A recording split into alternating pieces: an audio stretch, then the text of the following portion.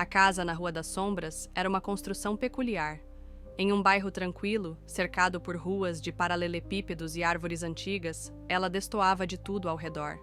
Suas janelas estavam sempre fechadas, as persianas empoeiradas pareciam nunca ter sido abertas, e o jardim, embora uma vez bem cuidado, havia se transformado em um emaranhado de ervas daninhas. Por décadas, a casa havia sido evitada pelos moradores locais, que a consideravam mal assombrada. Cada vizinho tinha sua própria teoria sobre o que havia acontecido ali, mas ninguém ousava se aproximar. Tudo mudou quando a família Gonçalves decidiu comprá-la.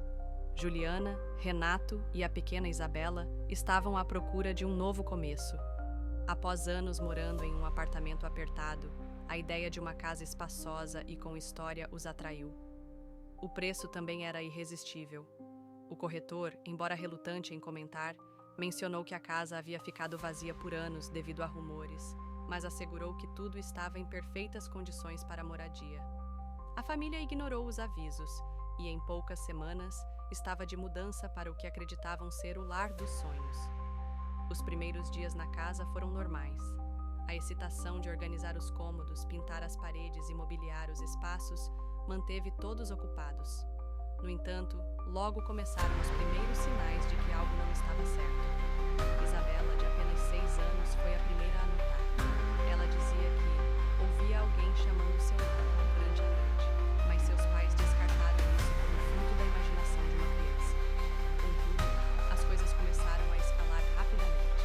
Certa noite, enquanto Juliana preparava o jantar, ouviu passos vindo do andar de cima. Pensando que era Isabela brincando fora do horário, ela subiu para verificar.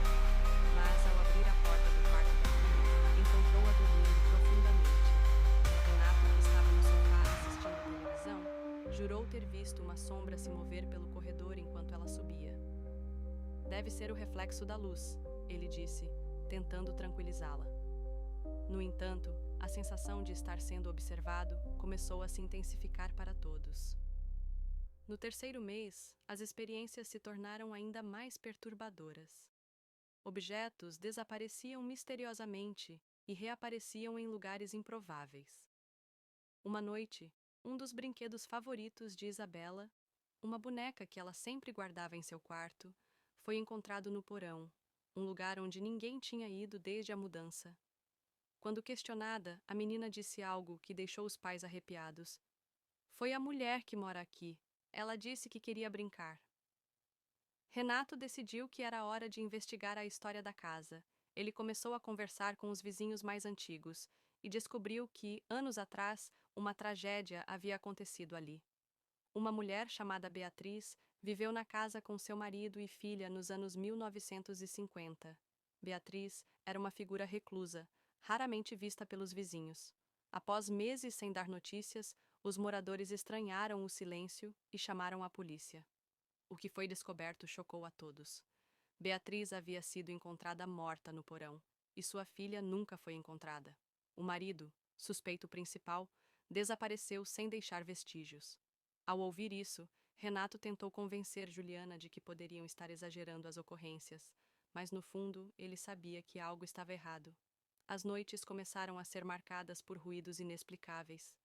Sons de móveis arrastados, portas que batiam sozinhas e até mesmo risadas abafadas ecoavam pela casa. Em uma noite particularmente sombria, Juliana acordou com uma sensação gelada no quarto. Ao abrir os olhos, viu uma figura feminina parada no canto, com cabelos desgrenhados e olhos vazios. Ela piscou e a figura desapareceu. A tensão começou a afetar o relacionamento do casal.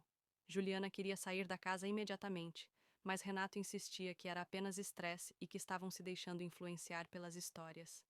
Isabela, por outro lado, parecia cada vez mais conectada ao que quer que estivesse na casa. Ela passou a desenhar figuras estranhas e contar histórias sobre uma amiga invisível. "Ela disse que não quer que a gente vá embora", comentou Isabela em um tom inocente, mas que gelou o sangue dos pais. A gota d'água veio em uma noite de tempestade. Renato, ao descer para verificar um barulho no porão, encontrou a porta entreaberta. Ele tinha certeza de que a havia trancado. Com uma lanterna na mão, desceu as escadas rangentes e encontrou algo que parecia um antigo diário, escondido entre tábuas soltas. Ao abrir o caderno, percebeu que pertencia a Beatriz. As páginas estavam cheias de relatos perturbadores sobre vozes que ela ouvia, sombras que via e o medo constante de que algo estivesse tentando tomar sua filha. Enquanto Renato lia, ouviu um grito vindo do andar de cima. Ele correu até o quarto de Isabela e a encontrou em pé no meio do quarto, apontando para o canto vazio.